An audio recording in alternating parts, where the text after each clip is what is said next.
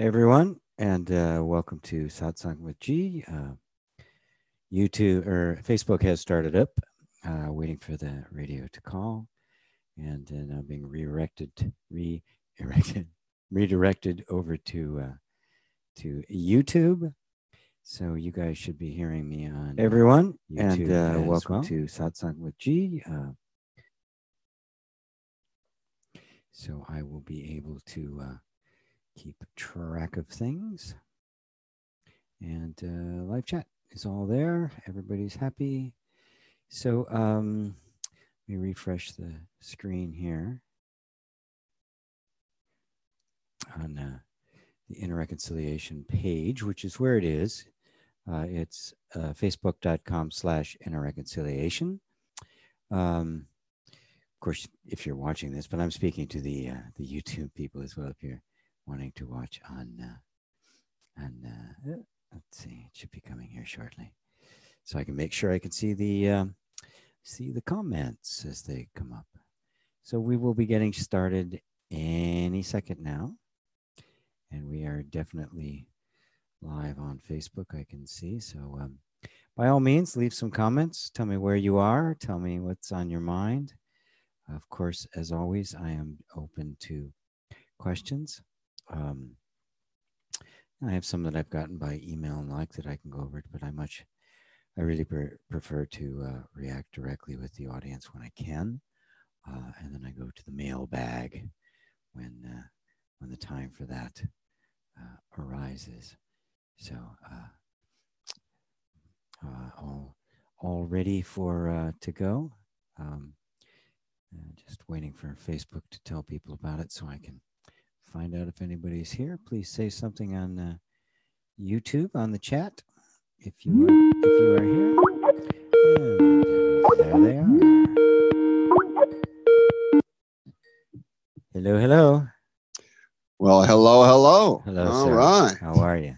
I hear you're leaving us today, so this is your last day. Yeah. Wow. I explained it in the email. We couldn't move you to a better time slot. This is one of the best. So no, I know. If you're not getting what you need at this nothing. time slot, gosh, we couldn't make it any better. I mean, we're getting over 140 million requests a month now just on our BBS server.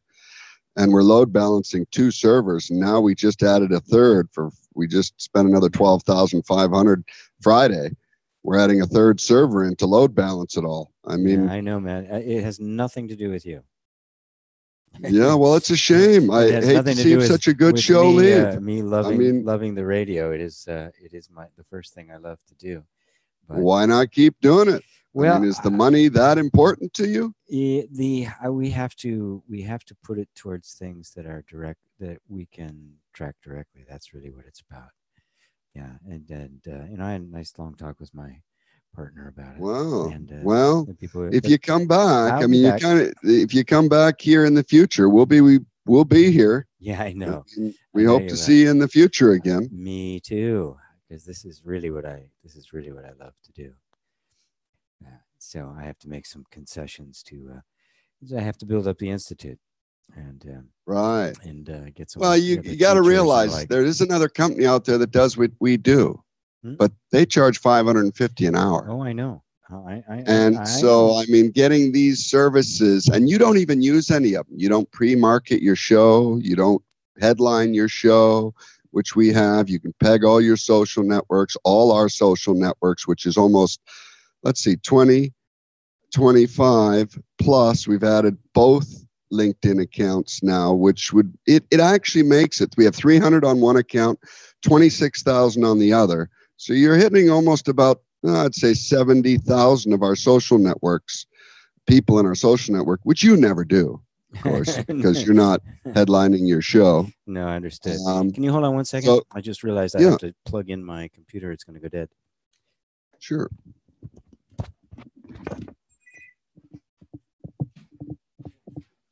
Please hold. It will be just a few minutes. I'm getting a show on here. Be with you in a bit.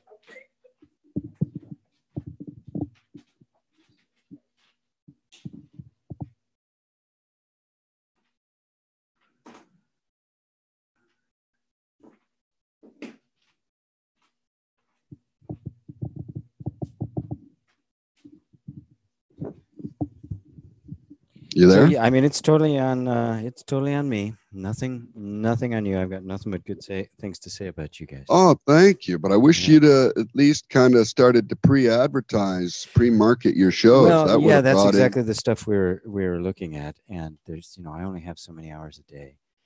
Right. We too. That's why we can't to headline or feature guests for our hosts. We kind of, yeah. You can't do that. You can't do that on your own. So yeah, we can't. It that's gets our to job. be that's our unless, job. Unless you want to send me a paragraph each time to headline. You write up a paragraph to headline, and then I can do it if you send it to me. Right. Then I'll headline it, and then it'll peg 70,000 of our social network. But it also posts, the neat thing is it immediately posts to your Facebook, your Twitter, and your LinkedIn account at the same time it hits ours. Well, plus what I have to do is I have to develop a marketing team, which is exactly what I'm doing, because I'm doing it all myself, and that's one of the big problems. So I have to, I have to focus on the things that are going to get me the most back in terms of, the traffic to the site, because that's what this is all about. Understood. Yeah. Well, we'll be here if you decide to change your mind. I hope you do. Thank you. Thank you very much. Okay, we've started your intro. Alrighty. Here we go. Have a good show. Thank you. And the pre-intro already played.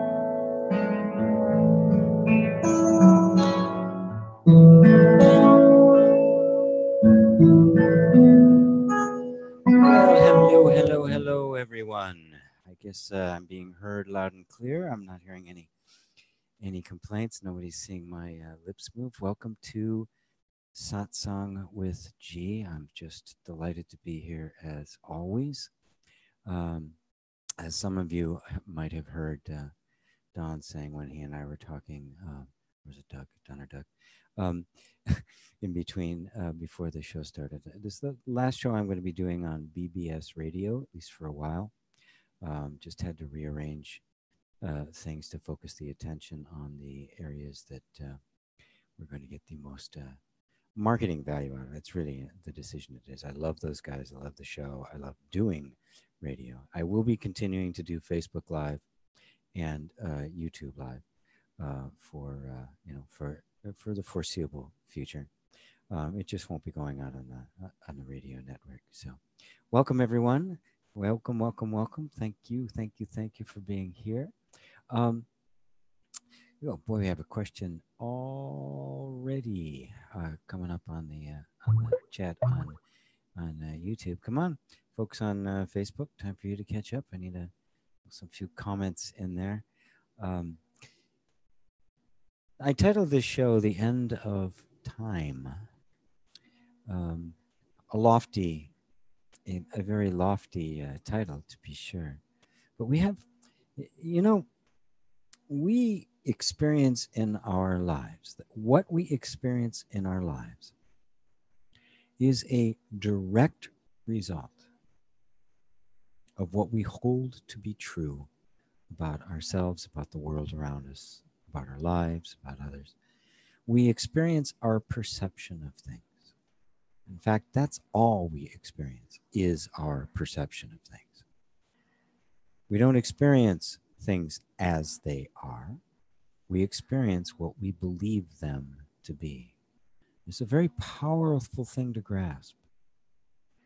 And if we were to grasp this, especially as a whole, as a world, all the arguments and fights and everything would just disappear overnight, because they are all based on the assumption that my view is right and your view is wrong.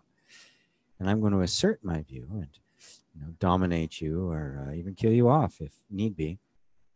And it's all an attachment to a perception. Time is one of those perceptions.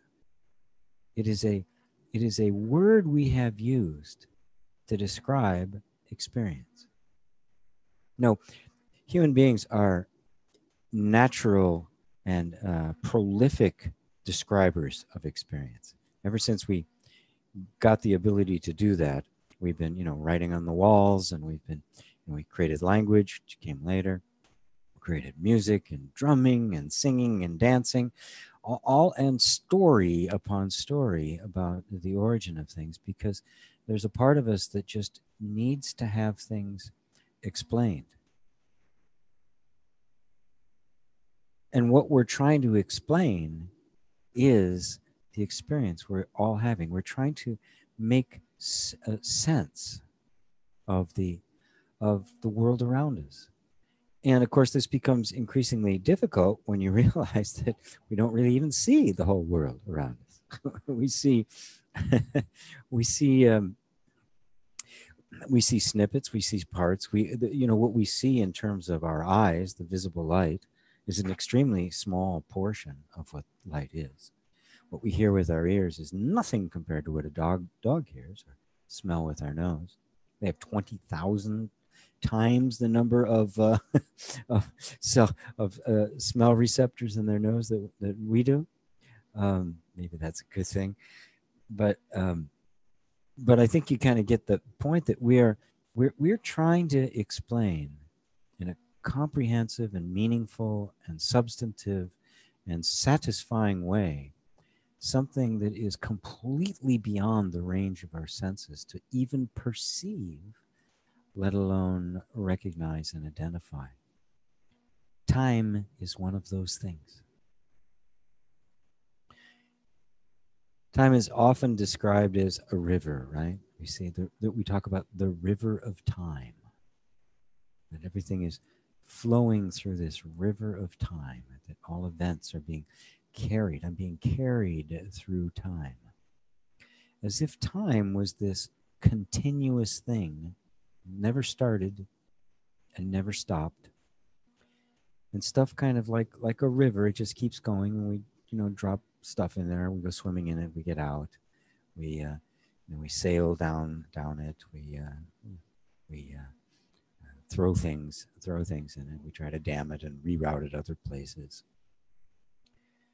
It's a good metaphor, but is it really true?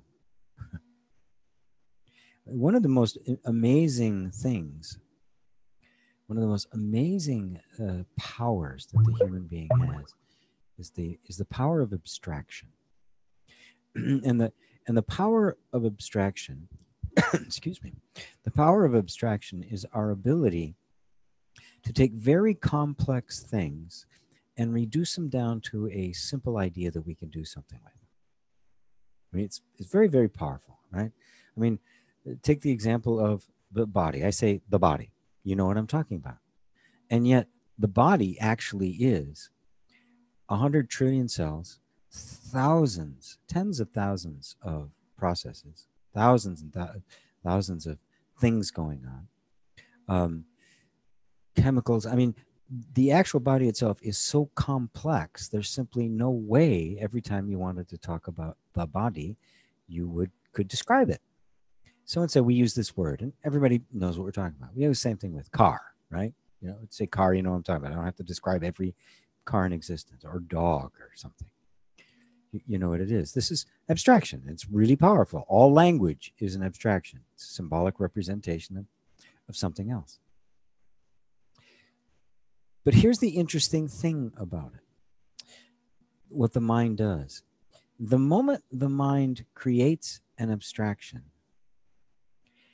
it assigns to that thought the status of having an actual existence outside of it being merely a representation of something else.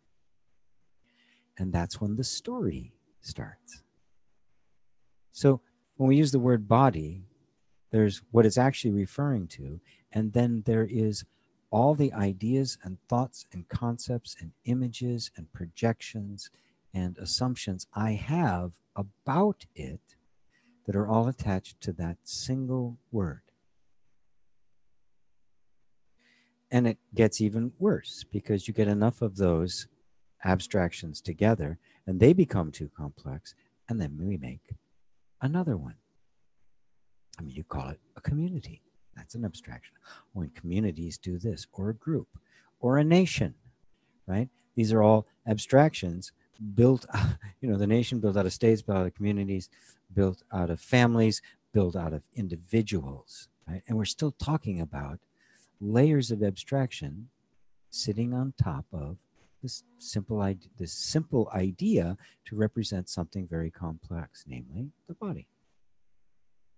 And at every single one of those levels, as we do that, an entire narrative gets created that describes it as if it existed independently of everything else underneath it. Now, what is time? Time's an abstraction. We say the word, can anybody point to time? Can anybody show me a picture of time? We have clocks to measure time. And what are they measuring? I mean, they measured we took a unit and we could all agree on this. We divided it up. We made instruments in order to represent it. Just represent it. Now we say, oh yeah, I'm on time or I'm late.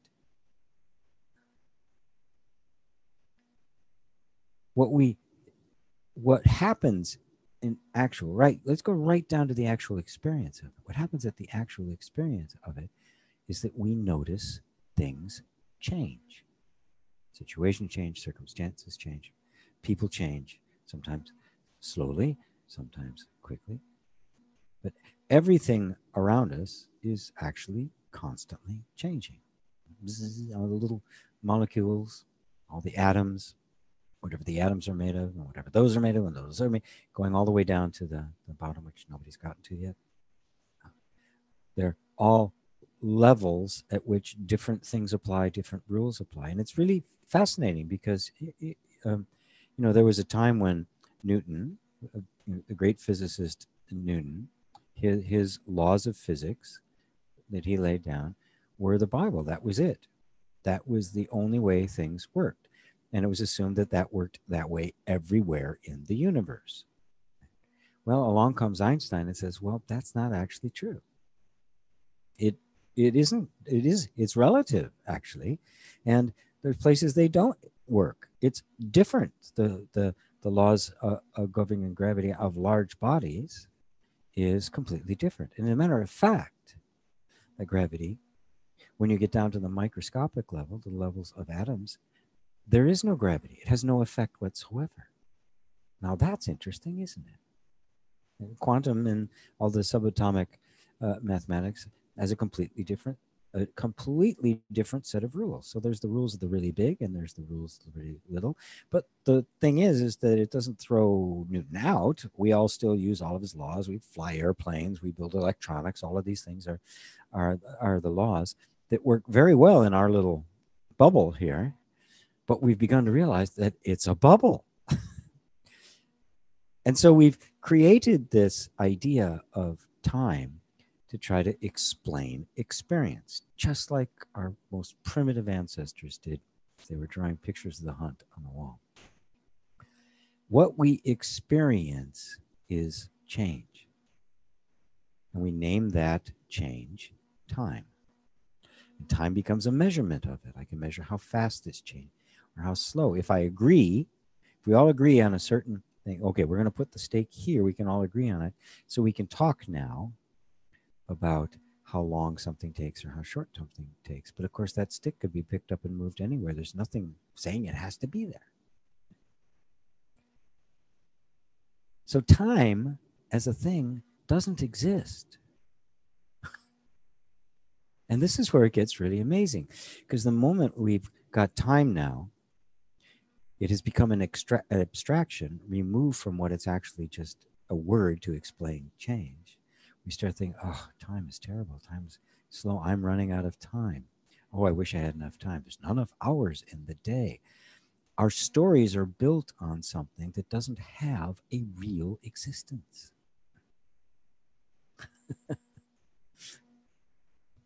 Time doesn't exist. Only the experience of change exists. And I'll push it one step further for you. Can that which witnesses change itself be changing?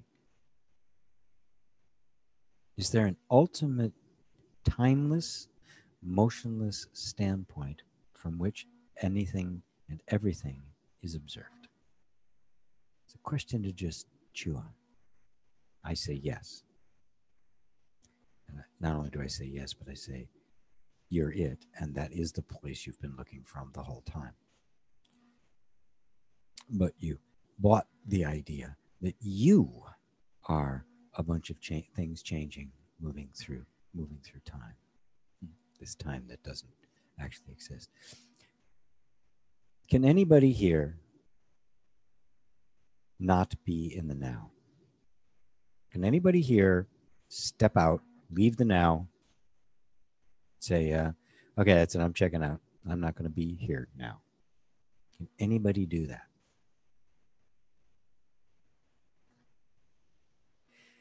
Of course, the answer is no, you can't. Nobody can get out of now. It's all we actually know. It's all we ever actually experience. You can't go back and visit the past, validate that terrible thing your brother did to you when you were 6. You can't go into the future. You simply cannot do it. And yet, at the same time, even though the now is the only thing we've ever experienced, we throw all of our attention in the past and in the future. You've never, ever experienced the past or the future. You have only experienced now. Now, in the amount of time that I've been sitting here talking to you, and you've been listening, how many nows have passed?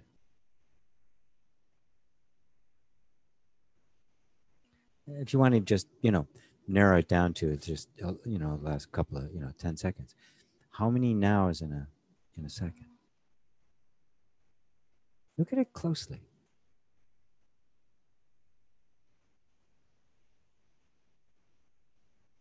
I mean, really, really look. We assume that we're this object flowing through time.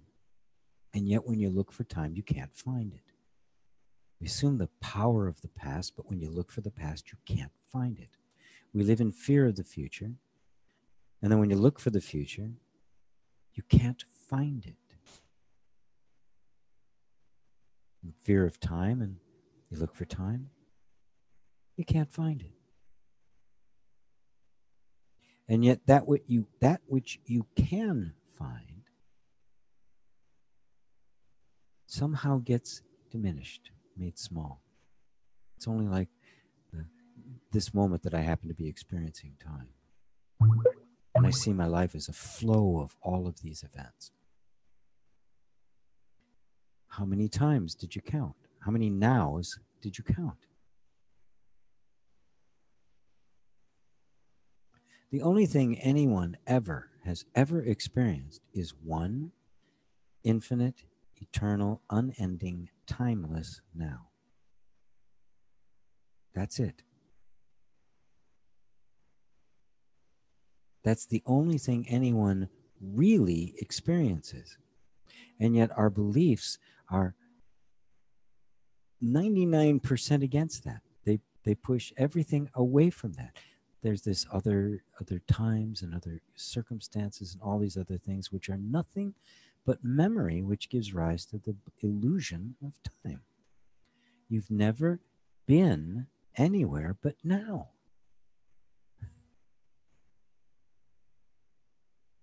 Now let that really sink in for a minute.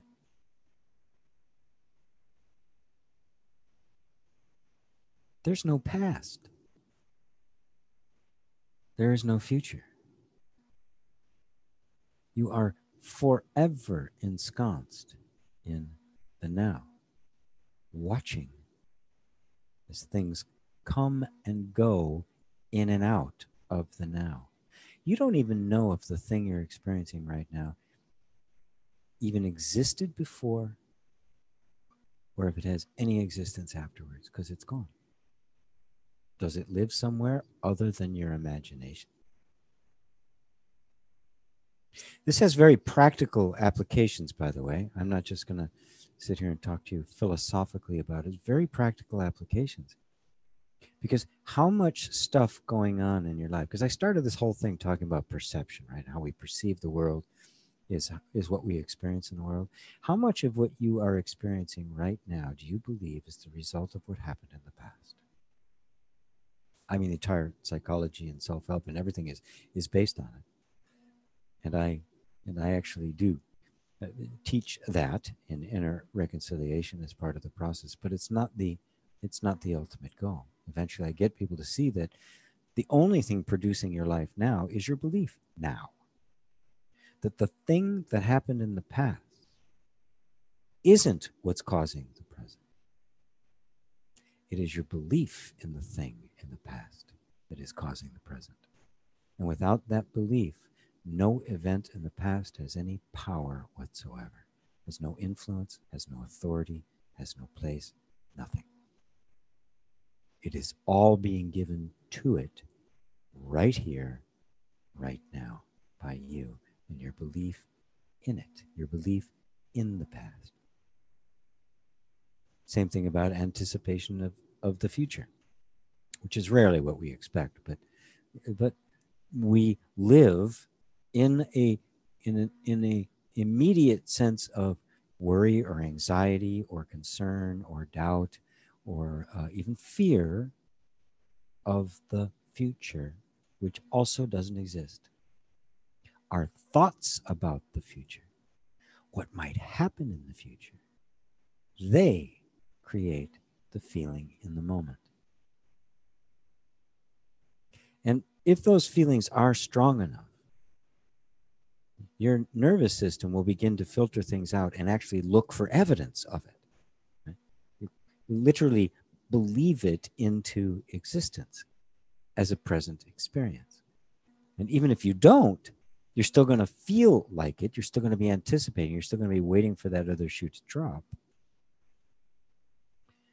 Even though none of it is real. All of it is being self-generated in this moment. So step back. What's actually true in this moment? Well, you are. That which is monitoring the time. That which is watching things move by. That which is aware of all of the motion, all of the activity, all of the change. Look at that and tell me if that's changing. Not an idea about that. The assumption, oh yeah, it's changing. Of course it's changing. We're always changing. I'm changing, but I'm changing slower than that, so that's why I see it go by. You know, I'm on the train and a jet plane goes by. The jet plane's going to be looking like slower than the train is, but I'm still moving. Right? Look for that moving. Look for any evidence of that moving. Look for any evidence whatsoever that anything exists other than right now. And then look where you live.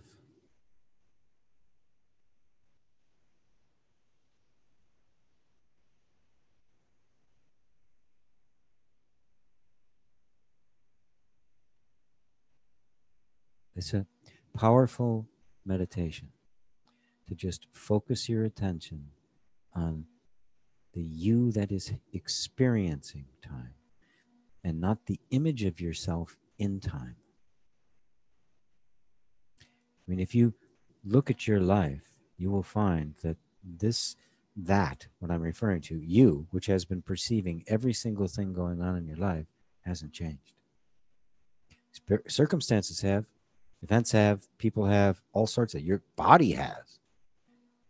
But something hasn't changed. And it's that something I constantly want to bring your attention back to, because that, folks, is not an abstraction. That is not an idea. That is not a concept. That's you. All right. I got a couple questions here. This one from Sylvie Amo. I'm not sure I'm pronouncing that name. I love having people around the world. It's great. Even if you're... Anyway, if awareness is impersonal, how come personal desires can be fulfilled? Well, you're thinking that there's this person and then that there's impersonal awareness as if they're two. There's only impersonal awareness. You're calling that desire a personal desire because it relates to this particular body, mind, and or something it needs or that. But it is the awareness. Everything is the awareness. I mean, does this desire arise somewhere outside of awareness, or does it arise to awareness? So what if the desire is related to something? It always is. Awareness has no desires, but it gives rise to all desires. One of the key things I teach in inner reconciliation, the kind of the bridge between real spirituality and the whole metaphysics, law of attraction thing, is that no desire is personal. All of it's arising. Let's think the desire for food, the desire for all of your basic needs, desire to survive, your desire for food, your desire for sex, right? All of that. Is any of it personal? I mean, you made it up. I have a desire to have sex, right? Like nobody else does. It's the body's desire. It's natural. It's nature. It's not personal. It's not yours. It's not you. Now, some we could. I want to have, I want to have more money in the bank. Well, if you look really closely, what you really want is a sense of safety, which isn't you. And you might think, well, I want to have this amount of money in it, and how that's personal. But it's not. It's just another layer on top of the desire for safety and freedom. And in our world, our culture, money represents safety and freedom. Okay? The more money you have, the more you can do. But you've heard me say before, the person you think you are is an image in the mind. Right? It's an abstraction. It's not who you are. You are that awareness. So every desire that arises is coming from there. And that's how they can be fulfilled. They're not personal. No desire is personal. Isn't that a mind blower? Every desire we have is completely and totally natural to all human beings. We all have them. It may vary, I want ice cream. I want strawberry ice cream. I want chocolate. I want Rocky Road. But look at it. It's all the same. You'll find that the more you realize that what's going on within you isn't personal, you'll find your troubles begin to get very, very small. It's just the natural functioning of life. And you are the awareness of life. And life springs from this function, this awareness.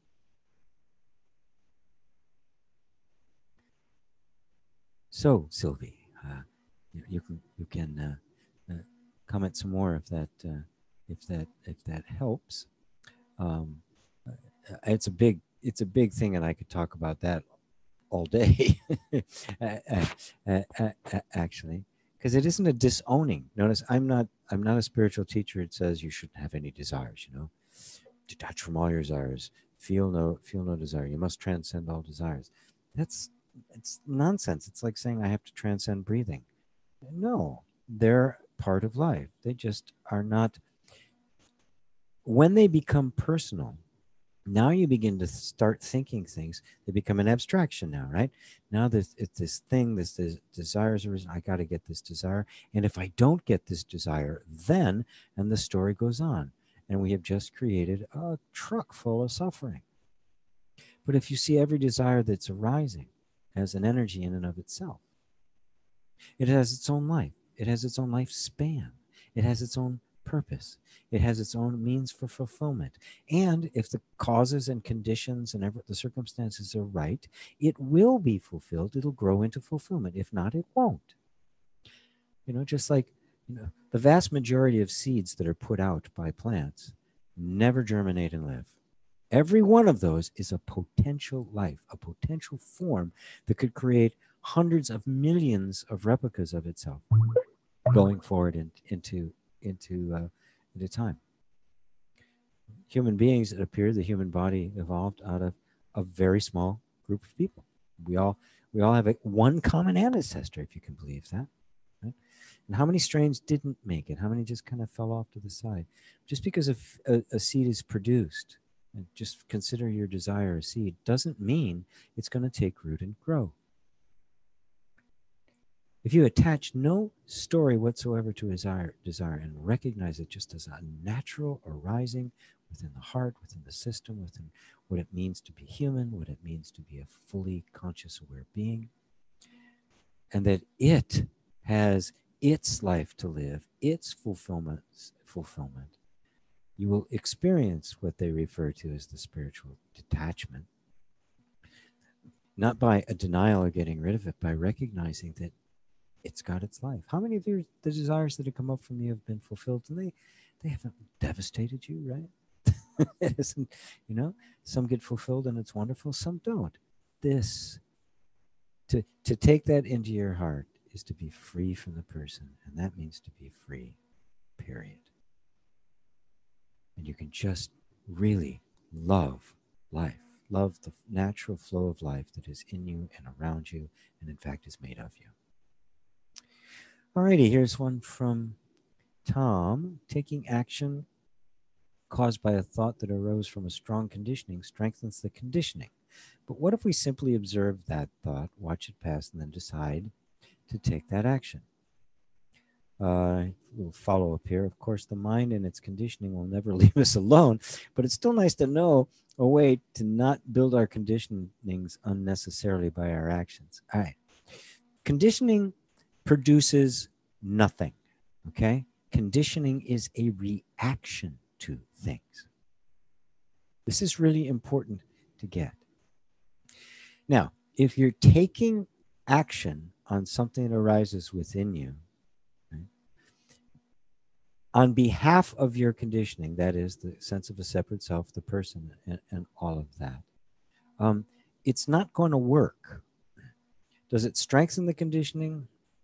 I wouldn't go so far as to say it's strengthening it. It certainly doesn't dismantle it, right? If you realize that every true desire arises from this place, and every true desire is pure and innocent, but it runs into the conditioning within our energy system, which is a reaction to it. Like a strong natural desire to be creative.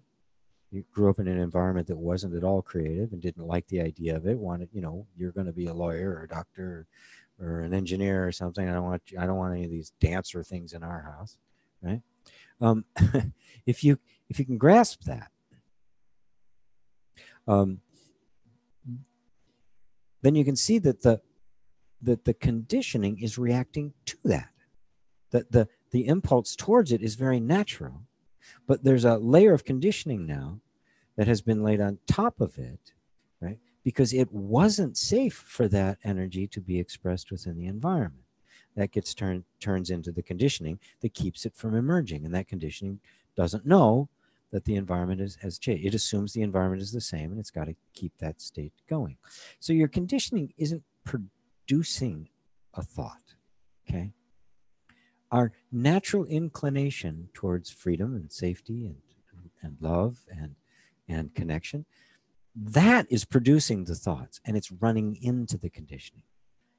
Now, when something comes up, a strong desire like that, it can trigger a lot of conditioning.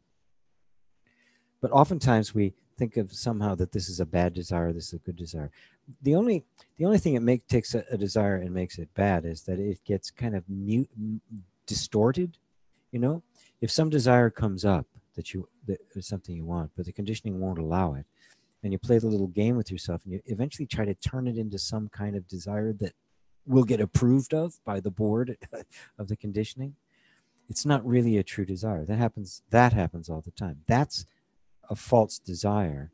It didn't start that way, but it got so morphed, so distorted, out of character in order to fit what could get by the conditioning, and that's what happens. I mean, a lot of negative behavior is because of that. It's this desire to express yourself, and it's not allowed to, so it can come out in rebellious ways and come out in really extreme ways, and even come out in violent ways, because there's this energy that wants to get out, and it's not allowed to. But the essence of it, the essence of every single one of those, is absolutely innocent and pure. So what happens is we master this, we don't discern what's a good desire and what's a bad desire. We begin to discern the character that's been laid upon the desire in order to get through to the place where it can have some chance of coming to fruition. Because we can't let these desires go. We can't. Your natural inclination, the reason you exist is to express yourself. That's why there is a body. That's why there's a world. That's why it's here, for that expression to take place. But this conflict between this self-expression and the safety that is very tribal and has its rules and limitations and all that kind of stuff, but its essence is nothing more than the safety mechanism trying to protect you, right, from what it regards to be as dangerous conditions. Seeing that, all desire becomes innocent. It all becomes pure. It all becomes divine. And at the same time, when it becomes that, a natural thing emerging, there's no attachment to it anymore. Because the space for it to live its life without any thinking it has to fulfill something or it has to do something, all that's gone. It just arises, does its thing, and it disappears. And that is the flow of life, which is happening now. Not in the past, not in the future, but right now. Hope that got it for you, Tom. Great question. That's all, folks. It says, from my experience, when observing these types of thoughts, watching them pass, the need, desire to take action vanishes as well. It might. Yeah, it might. Don't be surprised if it doesn't. Because life is about action, about taking action. We just want that action to be inspired. We want the action to match as closely the original inspiration as it possibly can. Now, it's not going to match it completely, right? I mean, I think it's really amazing that by the Fifth Symphony, Ludwig van Beethoven was totally deaf. He didn't actually hear the things that he wrote. And there are actually some bits of evidence, especially towards the end of his career, that the stuff was getting to the point where it was almost out of this world. It was like hard hard to play and articulate, and like it was like he was going off to a completely different space. So I forgot my whole train of thought on that. Just really remarkable that the creative energy finds the most conducive avenue it can. Right? Now, I know somebody who's written music. The way I hear it in my head is never what it sounds like when it comes out. Because in my head, it's exactly what it is, right? And I'll just be in awe of it for a bit. And then when I try to actually get it out, I'm working in this world, the world of time and space, right? Our conceptions of time and space. I'm working with the instruments that are available to us. I'm working with the things that are here. And so they're going to color it. It's like, take your favorite song and sing it. Then hear somebody who's an amazing singer sing it. Maybe you are an amazing singer, in which case it's great. But, an opera singer will sing it, or then a country singer will sing it. The same song, sung 100 different ways, sounds different, yet it's the same song, isn't it? If it's played as an instrumental, or if it's a big band, or if it's an orchestra, or if it's a guitar and same song, right? The essence is the same. Right? Now, where you go with that, what you work with that is going to involve this interaction with your conditioning. So not all conditioning is bad, is what you're saying, and I agree. And I think Tom said, sure, but your conditioning might push you towards, yes. No, the conditioning, the less conditioning there is, the more you'll be moving towards wise decisions, towards the wise direction. Because the wisdom is in the thing itself, right? Wisdom is in the truth of the thing. I mean, it's wise when something is allowed to be what it is. That's about as wise as you can get. So when it is what it is, there's no internal conflict, there's nothing resisting it. And so the less conditioning is interfering with that, the better off you are. But you're absolutely right. Conditioning in and of itself isn't a problem. As a matter of fact, I'm talking right now. I'm not thinking about it. I'm not planning. I'm not going, make your mouth do this, right? It's all happening automatically. That's conditioning. You learned how to play music. You learned how to walk. You learned how to dance. You learned how to do anything that the body can do. Feed yourself, bathe yourself. All of that is a result of conditioning. Right? The very same mechanism. It is, and it's either a vehicle for freedom or it's a vehicle for bondage, and it depends on how it has been conditioned. And of course, that's what we're here to do our very, very best. Let me check Skype here. Okay. Well, that's messages. I need to check Skype. Our job is to make that conditioning completely functional. The problem is it's dysfunctional. Now, it's dysfunctional because our world has changed, our desires have changed, and we have grown up. It was 100% functional at the time, in the moment when it got put into place. I want you to understand this. You're not broken. There's no such thing as bad conditioning. Your nervous system is absolutely brilliant and never gets it wrong. Okay? So it created, out of all of the stuff it had available to it when you were a child, and you are who you are, reacting to an environment that is what it is. You're the vulnerable one. They're the powerful ones. Your nervous system's job is to keep you safe. It is going to create a set of conditions that will keep you safe. Congratulations. It worked. You're here. You're listening to me. The only problem is that the conditions change, but the energetic assumption within the system is that they haven't changed.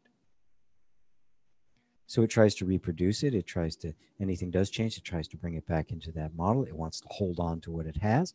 It's just trying to keep you safe. You're not broken. So now, when we have a different vision of what's possible, we have different abilities, we have different powers. We're not so vulnerable anymore. We're now the ones calling the shots, at least to some degree. That very same conditioning that was protecting you is now in the way of you. And that's, of course, when we set up the argument, we do, psychologically, we do all sorts of things to fix it, but it's not broken. It doesn't need to be fixed. It needs to simply be shown that it's different. It needs to be shown in ways that are loving, that are kind, that are embracing, that are able to that are wise, that are understanding. And the mechanism that created the conditioning will itself begin to migrate that conditioning to fit the new environment, because that's what it does. It doesn't stay there stuck. Oh, I'm going to leave you stuck there. It shifts because the environment's changed. Oh, it's changed. I've got to create a new set of stuff. It'll be resistant at first because in the new environment, it doesn't know if it can keep you safe or not. But when it accepts the environment has changed and it has a certain surrounding of safety, a little envelope of safety around it, so it feels it's safe to do that, it will simply reorganize itself in this new environment. And suddenly now you'll call yourself functional. I'm functional now. All that means is that my energy system is now matching the new environment that I'm in. Until the next time you have another insight, another deepening of your vision, another thing that wants to change, or if you exhausted all the things that can happen on this level and you want something new, it's going to happen again in the same resistance. You may even call it dysfunction. It's not dysfunctional. It's functioning perfectly. It's doing exactly what it was designed to do. The only thing that's dysfunctional is us thinking that we know better than it does. So I want you to understand that. I really got off on the whole time thing, but that's okay because I like to answer the questions that people are actually asking rather than just kind of making stuff up. It brings it home, makes it earthy, because we want freedom. And what does freedom mean? Freedom's not theoretical. It's not out there somewhere. Theoretical is freedom is a feeling within us. It's a sense of well-being that isn't attached to circumstances. It feels good even when the circumstances say it shouldn't feel good. And that's freedom. That means when your conditioning isn't reacting to a situation, but is flexible and nimble, suddenly your resourcefulness is infinite. There's nothing you can't deal with. There's nothing you can't handle. And you don't need to have, visualize until your head pops. You don't need to control anything. You don't need to make things be a certain way so you can handle them. You can handle anything as it happens, because life is nothing but change, and you're the now. Okay, I got 10 more minutes. Let's see. The other son. Doesn't non-duality imply that the law of attraction is meaningless, as this channel is merely a perception within my consciousness and its infinite activities? Wow, great question. And I always love to speak on different levels. I wouldn't call it meaningless until you are at a level of non-dual experience where you can see it within context. The human mind does create what it believes, and that is the essence of the law of attraction. Now, the law of attraction assumes that there's me and you, that we're separate selves, and that somehow I've got my private consciousness and my private beliefs and my private energy and vibration that is attracting things, and that there are the things to be attracted. Well, that's not absolutely true. Now, depending who I'm talking to, I might talk like it is true. So hopefully you don't get confused by the fact that I can mix. I jump levels all the time based on who the audience is that I'm talking to, but you've asked the right question. You've asked the pertinent question. From the point of view of pure non-duality, there's nothing to get, there's nothing to give, there's no one to get from or give to. There is only pure awareness, aware of itself. So there's nothing that needs to be attracted because there's nothing missing. Now, the thing I always like to point out that's very important, because a lot of people hear the teachings of emptiness, they hear teachings about non-duality, and they think, well, oh, there's just awareness, there's nothing, right? And that's not true. There's just awareness, there's everything. The only thing that makes it dual or non-dual is thinking that the objects of perception exist independently of the perceiver of it, and the perceiver of it is independent from others. That the perceiver is a person. What you are perceiving is yourself. And the one perceiving is the infinite awareness. There's a thought in the mind that the one perceiving is this person who's trying to become enlightened and non-dual. It's not true. It's a thought. It's an abstraction. It's a belief. It isn't true. The one who's looking out from behind your eyes right now is the infinite one of consciousness. When Papaji, the great sage Papaji, met Ramana Maharshi, the thing he always used to do to trip up the sages, the people he would meet, and he was always successful at it, he'd say, well, okay, if you're this sage, you're this holy man, show me God. Show me God. Now, Papaji had grown up playing with God. Krishna used to appear to him. It's a whole part of the story. Very, very fascinating. Ramana comes back to him and says, I can't show you God. God is what's looking out. God is who's looking out from behind those eyes. And it just knocked him on his feet. The idea that somehow I could find God somewhere, only to discover that it's been God doing the looking all the entire time. So when you go into the non-dual stuff, please don't take it like a philosophy. You have to look very, very closely at who you are. And so from that point of view, yes, the law of attraction, nothing. It's a word. It means nothing. It's an abstraction. There's only the natural phenomena of my own existence. And my own existence is the only one there is, and not just me personally.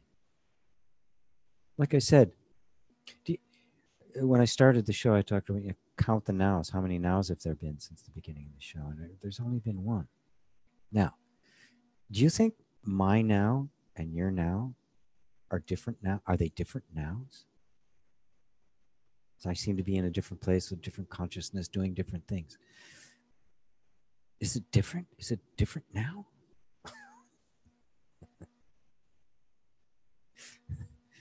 It's the same now. The we is appearing in the same now. The consciousness that you're experiencing right now, that's hearing my words, that's seeing the image of me on the screen, or maybe just hearing the words, that's experiencing the room you're sitting in, anything else you might be doing. That consciousness, do you think that's different from this one here? That there's a different consciousness here that's speaking and hearing and reading your questions? The idea that you have your own consciousness is one of the abstractions, and it's based on the body, based on the idea that you are your body. You're not.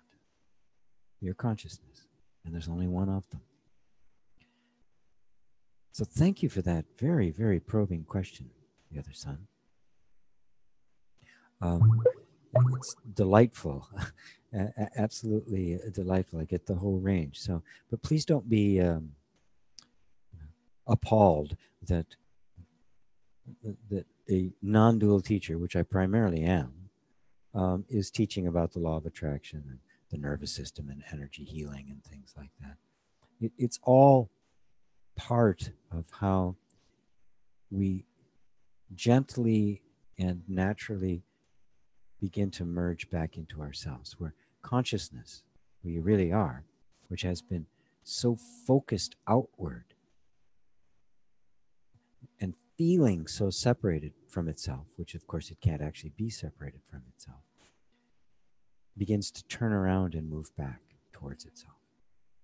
The closer back towards yourself, the real source and energy and reality of consciousness, the more non-dual it becomes. But if somebody's just out there, just awash in the muck and suffering, anything I can do to turn them around a little bit and bring them closer, I will. That's the job of the teacher. I don't get the people who are ready for that last moment to pop the bubble. They come from all different avenues, all different walks of life, all different ways of seeing things, all different levels of suffering. Remember, the Buddha set out on his journey not to get enlightenment, but to alleviate suffering. He wanted to know the cause of suffering. That's what led him to the ultimate awakening. Anattara Samyak Sambodhi, great unparalleled enlightenment. It was the search for the end of suffering and the cause of suffering, which he found. Laid it down at first in the noble truths, but eventually even transcended those. So, gosh, I hope that answered your question. I'm not seeing any new questions here on the queue. Let me take a quick check back here at Facebook, because I'm not seeing any on Facebook, but there's only a couple people on Facebook, so no new questions there as well. So, all right. Well, we're kind of coming to beginning to wind it down anyway. So, as always, thank you all for being here. I really do love your questions. I will be continuing to do this even after the radio show has ended, and hopefully that's temporarily. Hopefully I'll be able to come back on to that. I'm easy to find on YouTube. I'm easy to find on Facebook, and I'm always open to people's questions. And I hope you'll check out the MasterHEART Institute, where we have all of the courses where I teach this from all levels, all the way from the most basic all the way up to the deepest non-duality I can muster. So I guess without any further ado, I will just Music should start playing here any moment, as it does. They're right on cue. These guys are great. So, anybody of you are thinking of your own radio show, I highly recommend BBS Radio. They've been stellar.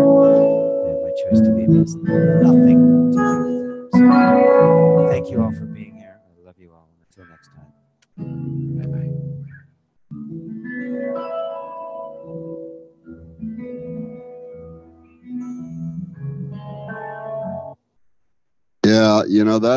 Yeah, it's rough doing your outro. Just so you know, because it never sounds proper. Oh, really? Ever. Yeah. It never with music.